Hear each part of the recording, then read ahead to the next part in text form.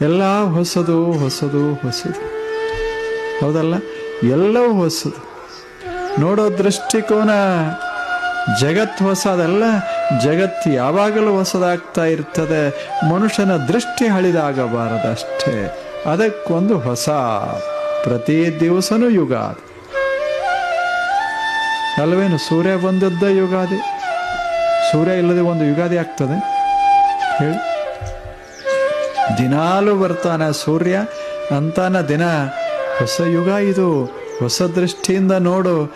ಈ ದಿವಸ ಬಹಳ ಪವಿತ್ರ. ಎಲ್ಲ ದಿನಗಳು ಪಾಡ್ಯಗಳೇ. ನೋಡೋದಿದ್ರೆ ಇದು ಅಮಾಶೆ ಅಂತ ತಲೆ ಹಾಕ್ಕೊಂಡೇವಿ ಅಂದ್ರೆ ಮುಂದೆ ಪಾಡ್ಯ ಅಂತ ಮುಂದೆ ಬರ್ತಿರ್ತ.